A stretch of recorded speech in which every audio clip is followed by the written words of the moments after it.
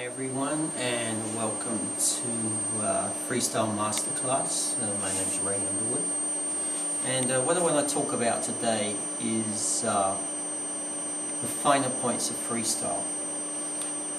When you really think about freestyle, at the end of the day, all the dogs do pretty much the same things.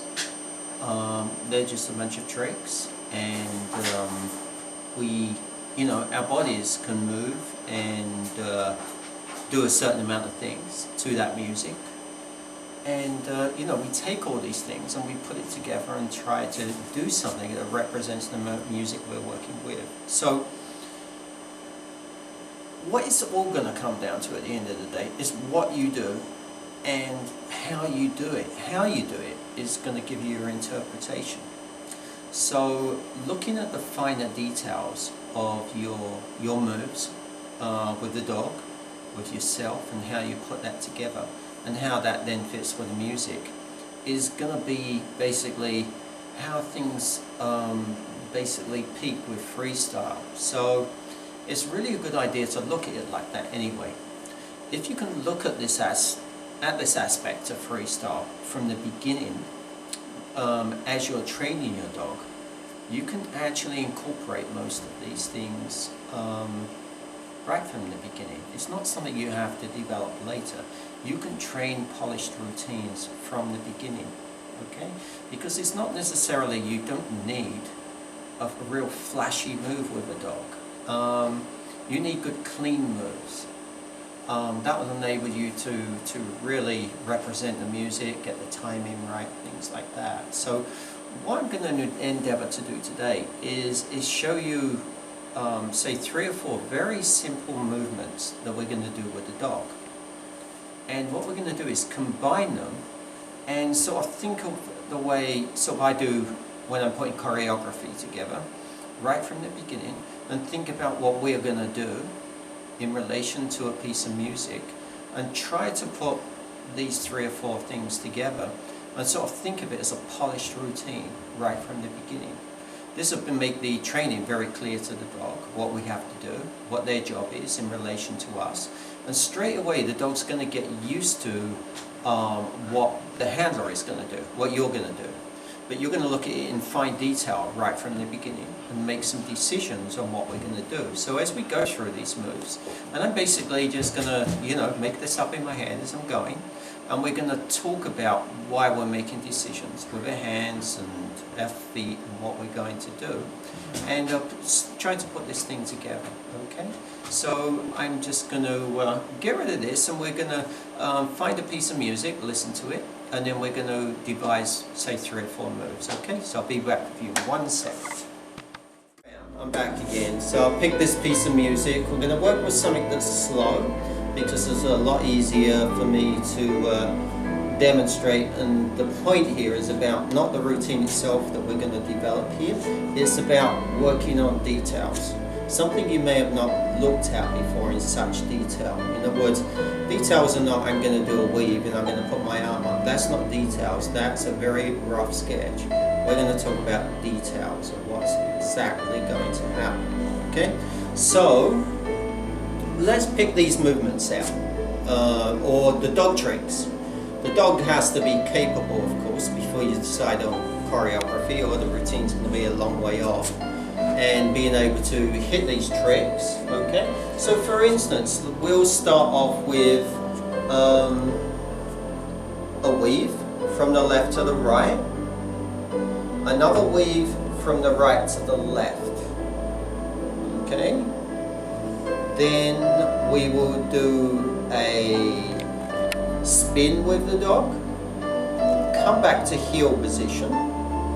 It will then go down to the floor, and then it will do say a roll over towards me. So that's the dog's choreography. Weave, weave, spin, down, roll over towards me. Okay? So with these tricks, I'll explain what I would call these things. So weave is a weave going through the legs twice. Spin is an anti-clockwise circle, not around me, just an anti-clockwise circle on the dog's on itself. So heel position, spin, heel position. Down is down obviously, and I call a roll towards me this way, where the dog's rolling onto its right shoulder. I call that rollover. Okay, so they're my 4 prerequisite tricks. Okay, I've got a dog, it can do that, so that's what we've got to work first. Okay, we've got to work a dog and make sure it can do these things, not just do them, but do them accurately.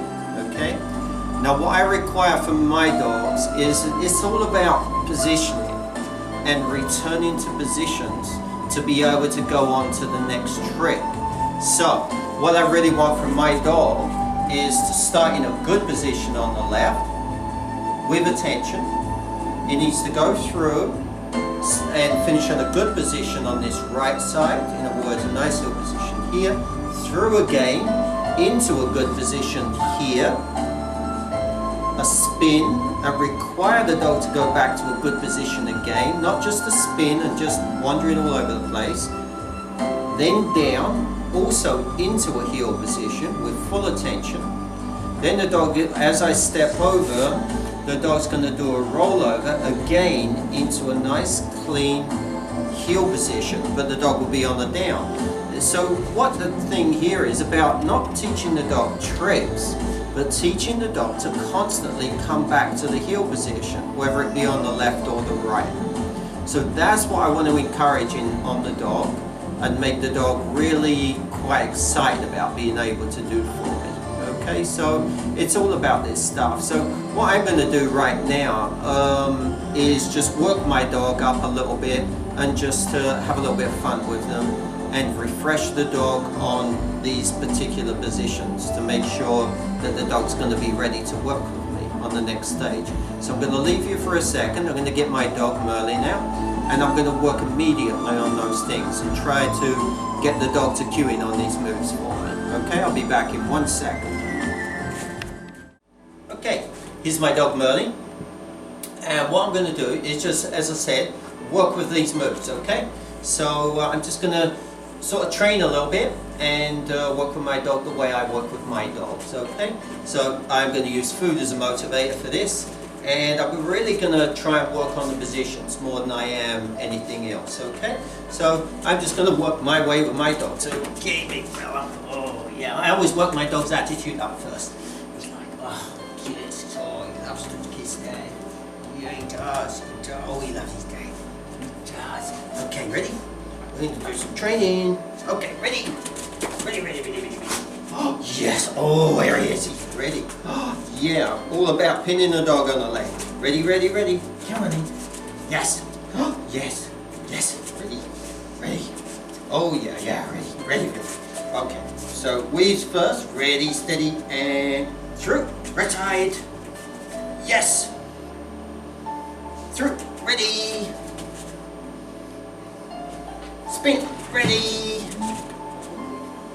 Down. Yes. Ready. Roll over.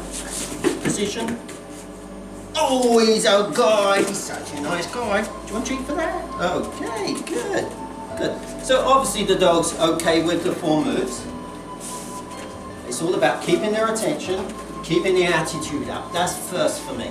Everything's about attitude with a dog. Yeah. Do you want to train? Do you want to be a dancing dog? Do you want to be a dancing dog? Yeah. In my training sessions, I spend more time playing with the dog than I do actually training. But really, the playing is the training. That's the whole point. Oh, yeah. Ready. Now I'm just going to go through each move separately and improve on it. Ready. And through. Right side. See, just there. That's the important trick. Yeah, oh, he's a boy. Yeah, nice boy. Oh, my God. Oh, kisses. Now we'll start from there. Right side. Go to the other side and through. Ready. Oh, yeah, he's a guy. I just like to put a little bit of pressure on my leg. Ready. Now spins next. Ready, steady, and spin. Ready. Back to position. Yes, oh yeah. He's such a guy. Oh, he's so clever. Yes, you are. A little treat for that? Did you want a treat? Oh, yes. Okay. Yes, ready? Ready? Next little important thing is a nice clean down, of course. Ready, ready? Ready, ready? Ready, and down. Watching. Oh, yeah, good boy. Always the attention, always the cleanness of position. Oh, yeah. Good boy. Yes. It doesn't matter how good your dog gets, and the easiest to start working with them. You must never stop paying attention to working details. Details are for this is all the trick of getting through this routine is position and attention, and the number one is attitude. Because that's what gets you through about all the food and manipulators and things. That's just for training, not for performing. Okay, go ahead. And we've got that last move, which is a roll over. Ready? Ready, ready, ready? Sneezing? Oh, you're sneezing. Are you sneezing? Ready, down? Good boy. Wait. Now what I'm going to do is get the dog to roll over on my leg, basically, as my leg pulls. Watch it. Ready, and roll over. Just there. See the way it comes into position? Yes. Good boy. Okay.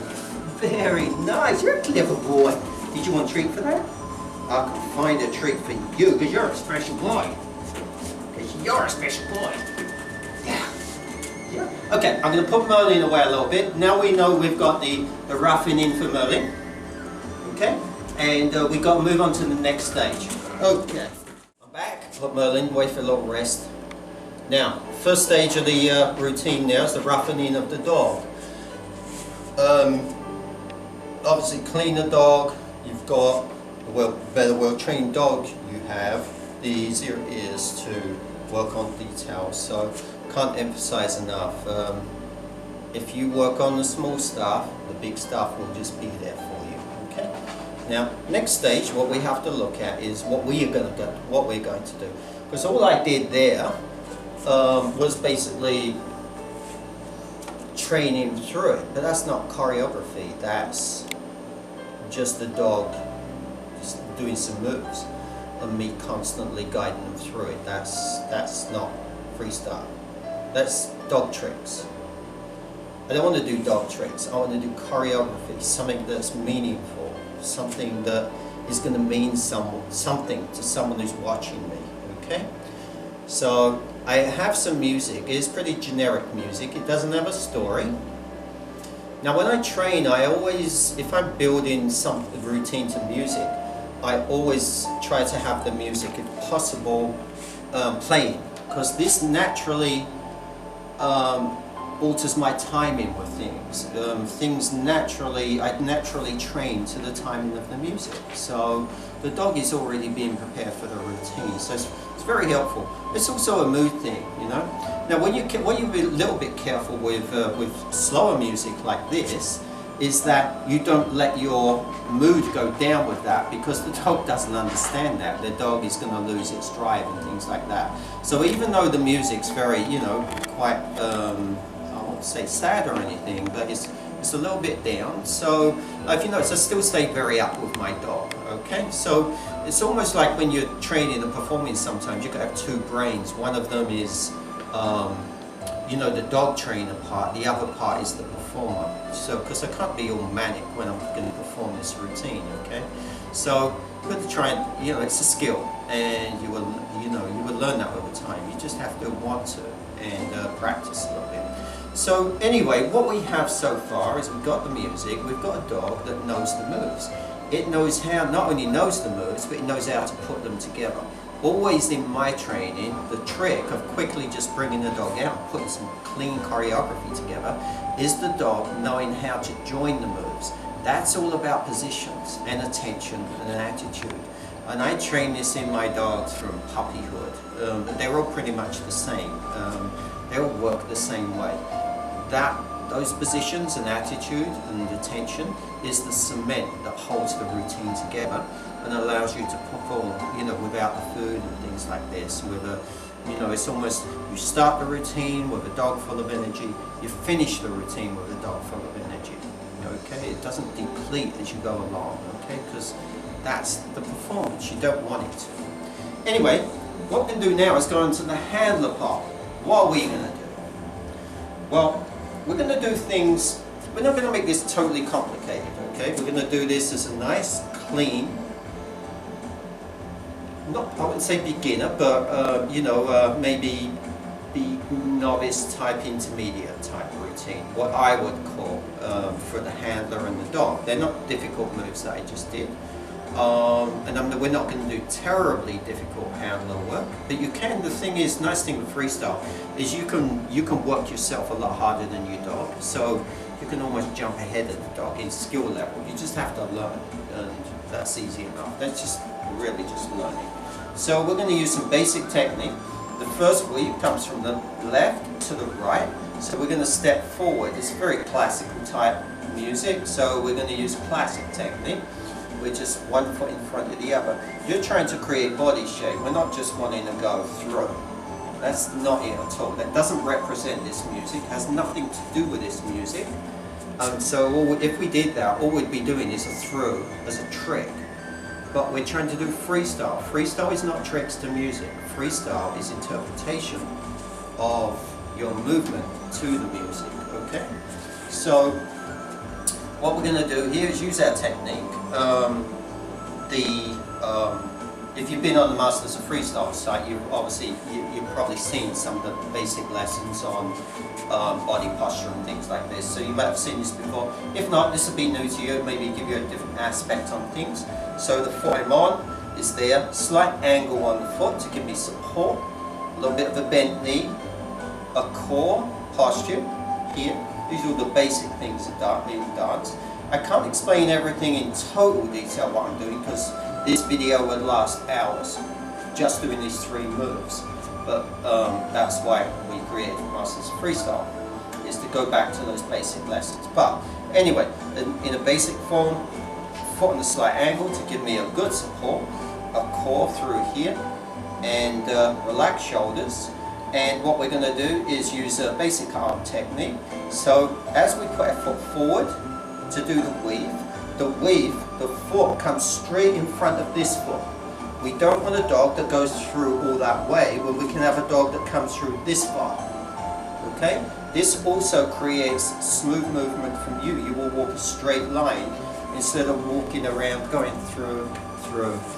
Like create distance. Think of it like walking on a tightrope. Like this. One foot in front of the other. Okay? Toes go down first, heel comes second. The weight stays on the back foot. You don't want to be leaning forward into that. It's going to create this sort of thing happening on your body. You want to be upright. Okay? So as I was saying, you can put one foot in front of the other. It's a bit like walking on a tightrope. Keep your toes pointed, and that will create leg shape. Okay? You have an obligation here to do your part in the choreography. Okay, so this will create leg shape, make it look nice. We do need some clues for the dog what to do. Obviously you're going to tell them what to do, but again, there should be some correlation between what you're doing and what the dog does as well.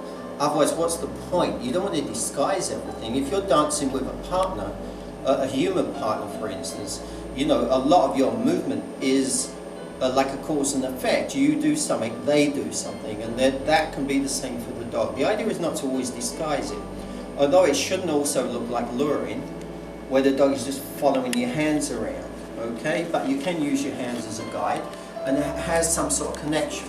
So we'll use some basic technique, for instance, you know, like I said, core, everything, presentation, up, in other words, as opposed to, okay, up, and we're going to bring out hand, basic technique, up, through the center, and out, there, okay,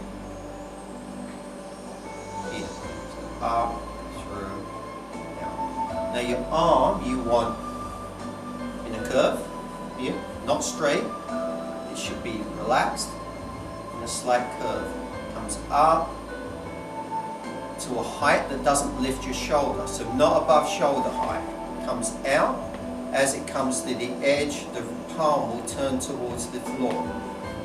Okay? You notice the hands are not stiff. One finger dropped, create shape, even with your fingers. It all makes a difference in presentation. Okay? Now, for the sake of the rest of the body, what you may as well do is really nice when we're doing freestyle to sometimes keep an eye on that dog. Okay? So then you can sort of come up and you can look at your hand. This will enable you to get peripheral vision on your dog if you need it. Okay? And it makes sense that you would want to communicate with the dog. I don't mean just in a way to get them through the routine. I mean artistically. There's got to be a connection between you and the dog, I think, with this music. It sort of represents to me that there's some spiritual connection. So you've got to have a connection there. Okay? So and we'll just do the same thing on the first two weaves. So this way, even there's balance to the routine. You know, we've got 1 and 2. Okay. Speed. You can do speed as a matter of interpretation. You can do speed in many different ways. I can be through, and you can slow down for a slower dog. That doesn't change your technique.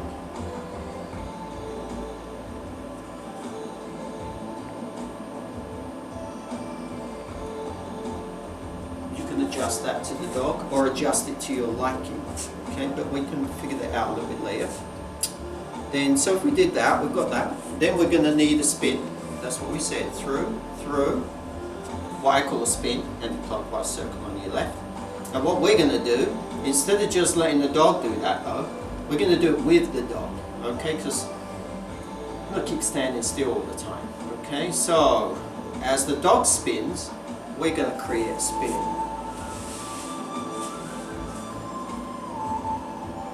Start in a position like the dog does. We create a spin. The dog comes back into position. That's our hope. And we finish up in the same position. Okay? That will create some technical difficulty for the handler and interest as well. Okay? It's about details now. So how are we going to do that? Because what we're not going to do after learning this stuff is then to sort of go, you know, come through on the second one, come down like this and then go. That's not going to work, okay? Everything has to be, there's got to be a balancing skill of your movement, a balance to the dog's movement, that you don't all of a sudden do tricks just because they're flashy.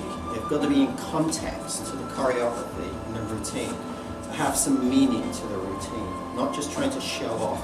A good, great routine looks easy to perform, and so does a good performer. They don't make it look hard, you know, supposed to. They're trying to create emotion and story and things like this, not trying to show off how wonderful their dog is. Their dog will show as being a very skilled dog, and so will the handler, if they make it look easy and smooth. Okay?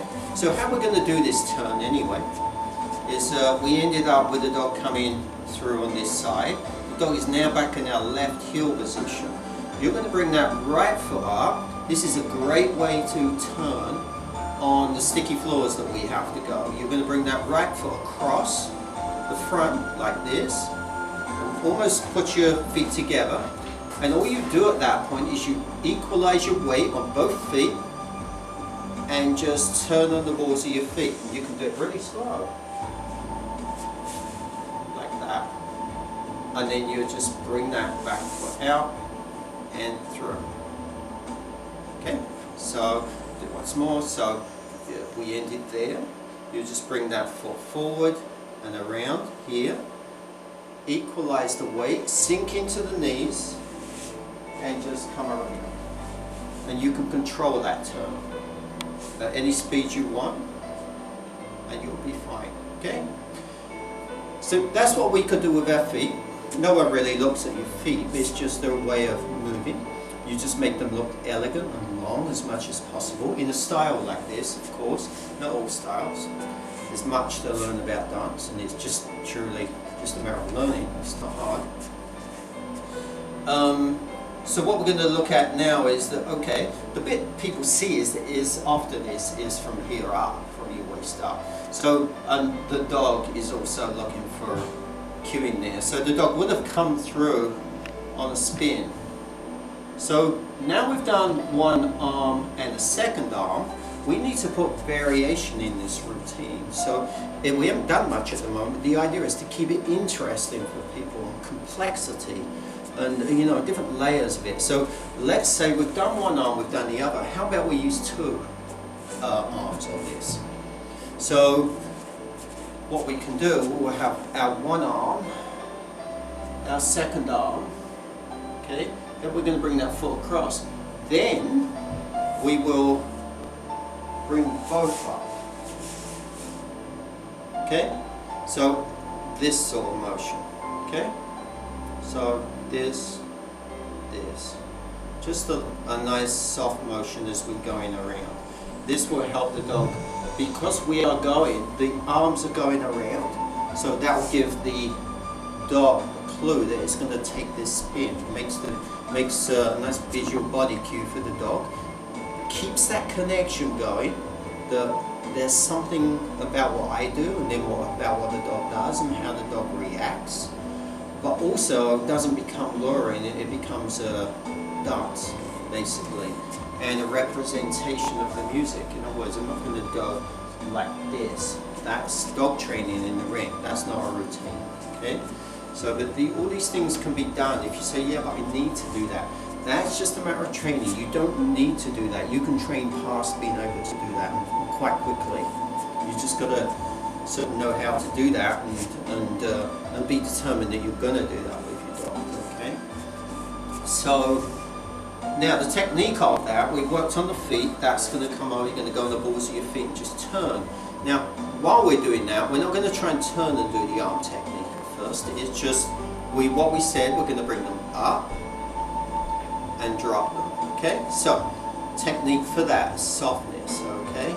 So what you're going to do is think of it like this. I do go into it in a lot more detail in Masters of Freestyle, but you're going to think of letting your elbows come up first, like this.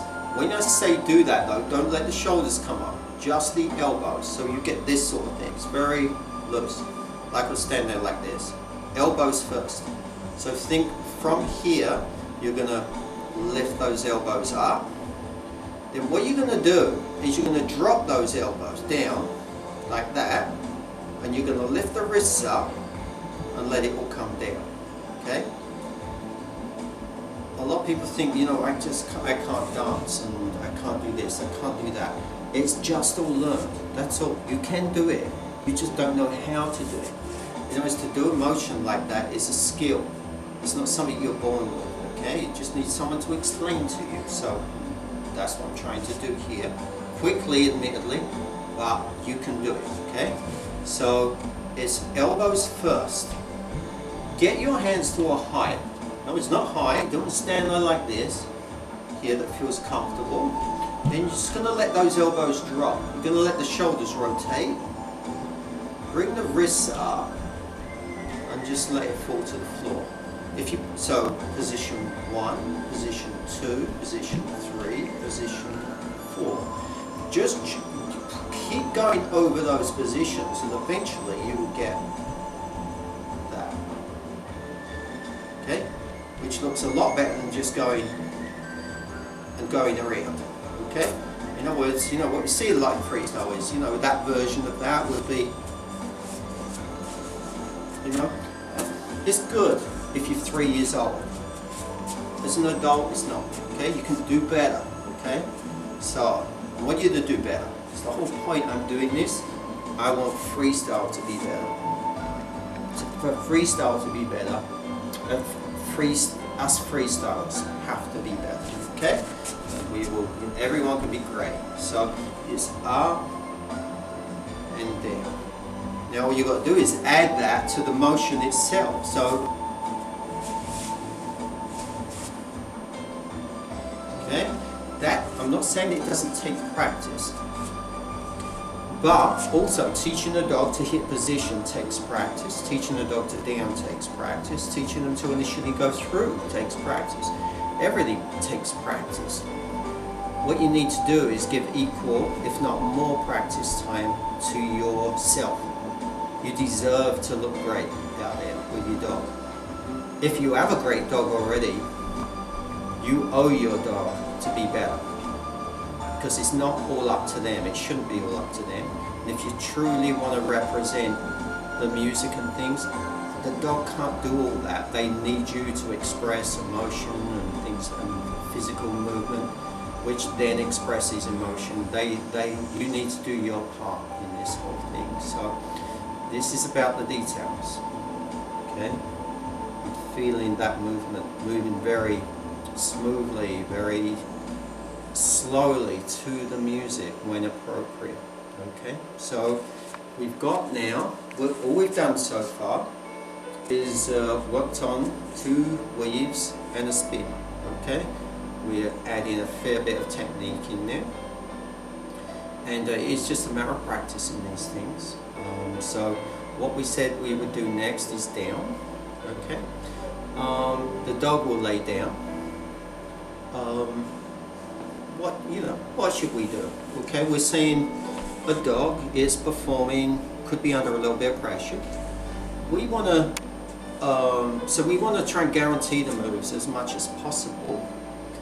But what we're also looking for is consistency, being able to get through the routine, of course. So we're looking for dynamics of the routine. We don't always want to be standing up. We don't always want to be working on the same level. So why don't we just go down with the dog and at the same time create a little bit of emotion in the routine with the dog. That's what dogs are great when you're working with his partners, because you can create this and show people this bond that you have with your dog, okay? So, for instance, what we're going to do, I think, this time, is we would have ended in a position like this as we came around, and then the dog's going to end up after the spin coming back, as if you remember when I was showing you the dog work.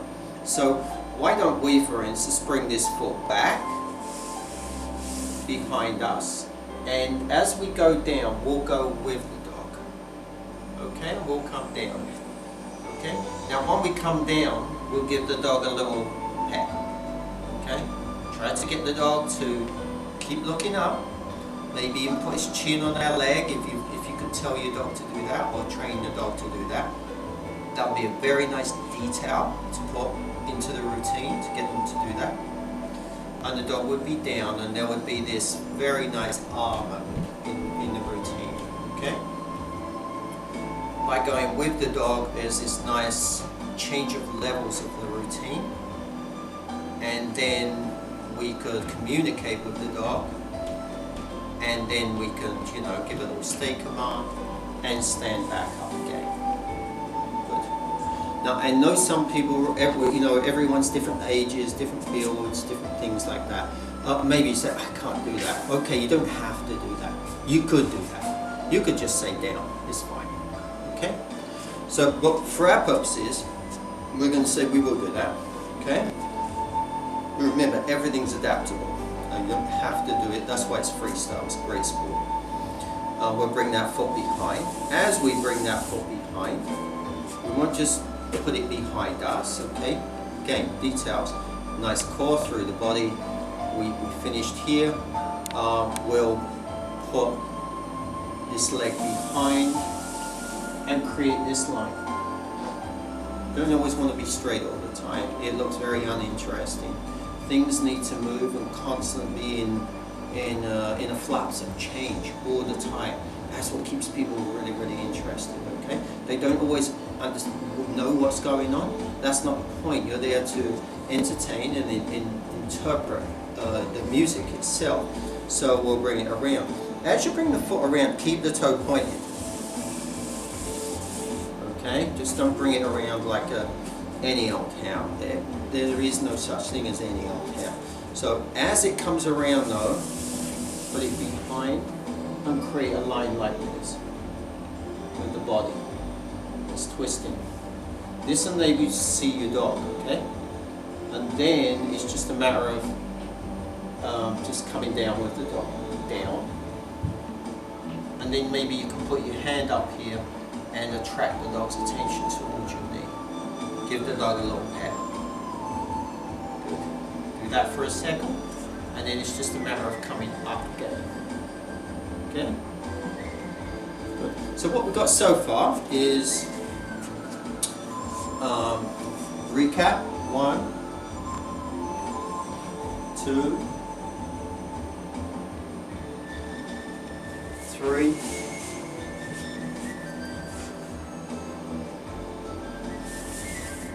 4, 5, and we need to go back to position. Okay, good. Now, so far, again, it's a matter of in your routines when you're putting them together, you want to keep putting different dynamics into it. So the dynamics just mean the ends, the farthest places things go, whether physically or emotionally. So far we've put some dynamics by going down and up. That helps. We've used, you know, dynamics of movement where one hand and two hands, that sort of spreads things, makes them wider, makes them smaller. You get a bit of dynamics there. And now what we're going to do is use emotional dynamics. In other words, so far we've been totally connected to the dog. Now when you disconnect from a dog, you do give up a little bit of control, a little bit of power. So you be very careful how you do that within a routine, because if you lose a connection with a dog, you're going to have to get it back again. Okay? So what makes sense here is the dog is on a downstay for all intents and purposes. This is where we can afford to appear to lose the connection on the dog. Okay? So what I'm going to suggest now is once we've got the dog, the next move is a rollover. As we step, because we've got to create a gap now for the dog to have the space to do the rollover. So as we step away, we've sort of finished by sort of communicating with the dog by physically looking. But now I'm going to suggest as we step to the side, we come across and we deliberately look away and create a dynamic of disengaging from our dog. Emotionally it looks quite good. It doesn't look good when you actually, for people to watch, it doesn't really look so much good when you look away. It's when you look back again that the connection comes back. It makes people feel good about what they're seeing. Okay? So when you're thinking about your choreography and what you're doing physically, and that connection to what the dog's doing, all these things can come into play because it'll have an effect on your audience or judge or whatever. Okay? So we're going to be here. We're going to step away from the dog. As we step away, it's toe first. Of course, we've got a style that we're dancing in. It's classical more. So it's toe first. A bent leg. We don't want. Okay? So you want to create shape with your body. Core. Now, as I'm stepping over there, I'm just going to deliberately turn the body and look away. At this point, you could then look at your audience, make a connection with your audience. Because remember, we're only 4 moves into the routine here. This is the very beginning of a routine, but we've got emotion, we've got up and down dynamics, we've got dynamics with our movement, we've got clean moves from a dog. We're only just started this thing. You know, just keep doing a routine like this all the way through. It can be totally enthralling for people to watch, and they'll watch you over and over and over again. Okay, so we're going to do that. We're going to step to the side. We're going to deliberately look away. Now we're assuming that, you know, maybe you're not working with an advanced dog. Hopefully you are, but maybe you're not at this point. That's okay. So what we do need here is to safeguard that the dog doesn't make the rollover too early. So most of our dogs, you know, get that if they see the palm of your hand, that normally will help them at least to hold position, okay? So as you come across, you can look away and maybe reach a little bit, like you're reaching for something that's not really there. It's definitely not the dog. It accentuates this dynamics of that maybe there's something else and not just the dog. But as you do that, to give your body balance and shape, I don't mean balance in the sense of not falling over, but the appearance of your body's in balance, you can hold this hand back. If that dog's doing its job, it should be taught to pay attention. Hopefully you're working on that. You can just gently show it the palm of the hand. I don't mean do this, I mean gently within dance. So a little movement like this maybe, which won't look like you're telling the dog to stay. It will look like part of the routine because one hand will come up. Something like that. Okay, remember all this, low shoulders, bent arms, nothing straight and rigid. Here, good. Then all of a sudden, so you get this disengagement from the dog, then all of a sudden,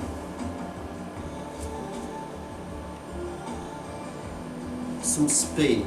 In other words, now we're talking about the dynamics of the speed of the routine. You can't keep going the same speed. If it's a fast routine, you don't keep going fast. If it's a slow routine, you don't keep going slow. You've got to have dynamics and highlights and lowlights and things like that. So to all of a sudden disengage from a dog, and all of a sudden the dog then appears to make that effort to want to be with you desperately, all of a sudden you snap back to the dog and the connection is recreated. Then all of a sudden you've got a different form of dynamics within the routine. So the line we're going to achieve, in other words, we're going from one line to another. So as we get here, we're going to come across, do that, and then all of a sudden we're going to bring this foot up and over. This will bring the dog on the roller, it'll give it some space, cross it. Now we've got this nice sort of a spiral body shape, and we want the dog to look up here. It's going to come right back into its heel position hopefully, and then you can just bring the hands in here and it re-establishes position, of course, because when we get position we can do something else. It's when the dog's flapping around, not quite understanding where it is in a good position, that's when moves are often missed by the dog, because the dog doesn't recognize the move anymore. Because when we practice, we often practice from good positions, we do a move and the dog's successful in training, but then when it's in a routine and it doesn't maintain that position or get back to that position, you call for the next move but the dog doesn't respond properly. And it doesn't respond because it's not in the position. It never achieved it again. So you got, again, utmost importance, the dog must be taught to keep achieving position over and over and over again. It's the cement that puts everything together for you. Okay? So we've got this will be the last line in this sequence we're doing. Okay, so there. Okay, so we've done 4 moves. I'm not sure how long it's taken us, but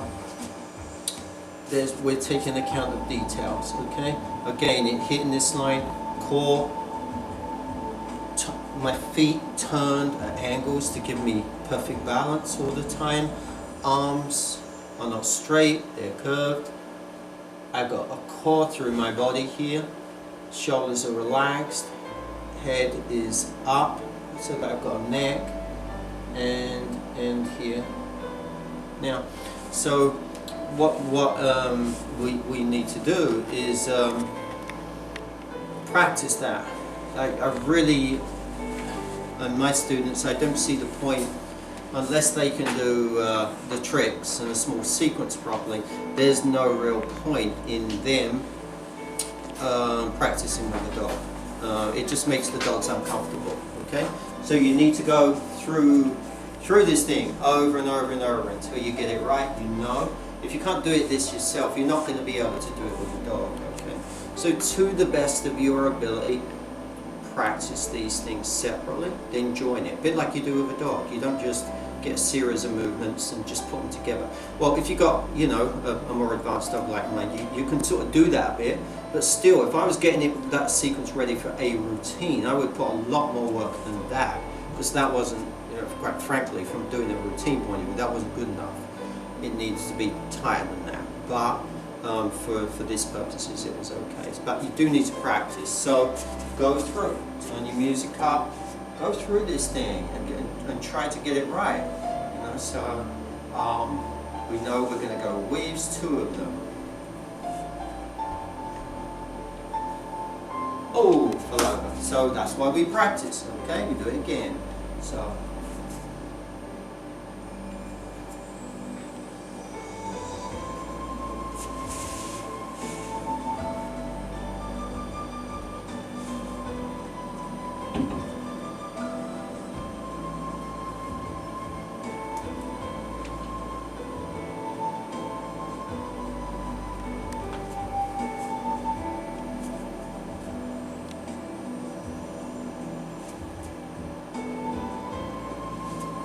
Go over and over and over. Nice thing about freestyle is, like I said, I think a little bit earlier, you can drill yourself. You can't drill a dog. Well, I don't. My dog's very little, but you can work yourself until you get all these things. And trust me, after a while, if you do work on the details of routines, you will be working more on your own stuff than you do your dog stuff. Once the dog knows their tricks, they're good. It's just once you've got a good dog, it's all about you after that. So what I'm going to do now, I'm going to leave here for a second. I'm going to go back, I'm going to get my dog. I'm going to start practicing putting those things together a little bit. I'll see you in a second. Back here. So what I'm going to do is now try going through with him. What I suggest with you, of course, is go through one move at a time with those hand movements, because believe me, and body movements, because that takes a bit of practice. I am sort of going to fast forward here a little bit and just try and go through that sequence with the dog. I wouldn't do this if I was working on the tiny details, but for the sake of time, because I could literally be working on these 4 moves for a day with you at least. I could put easily 8 hours into these moves, but I'm not. I'm just going to go through the sequence a bit and deal with my little things if I have to, and just get Merlin acclimatized to it. Okay, ready. Oh, what you doing? First I'm going to get my attitude in my dog and get him to give me a big kiss. He's the best dog in the world. Oh yeah, that's good. Yes, ready. Nice, ready. Are you ready? I'm going to give you a treat because he's so handsome. Ready, and through, right side. And through, ready, and spin, ready, good, and down, good boy, watch it, wait, ready, wait, roll over, oh yeah, he's so clever, look at you, that was pretty good for the first time, Yeah, it's pretty good for the first time, good boy. Yeah. Okay, that was pretty good for his first time. He's pretty happy with that. Okay. Good. So, that was actually not bad for a first time. I mean, nowhere near performance ready, but it was okay. We got most of the details in there. Would need more practice, but that's fine. That's why we train routines. So that's what freestyle is. You know, it's got to be about the details. It's not just through, spin, down, roll over. That's, you know, because literally it can look pretty boring, and it can look like really and through and spin down, good, roll over. Oh yeah! And he just did the same moves, but that's not it, you know? It's not a bunch of tricks, it's freestyle. Hello Merlin, what are you doing? So, that's the end of this masterclass. I really hope you enjoyed it. and as you improve, we will go into more and more details. As I said, literally I could spend 8 hours on this without problem, but that's a good start on some basic moves. So I hope you enjoyed it, and I'll be seeing you again soon. Thanks for visiting. Cool.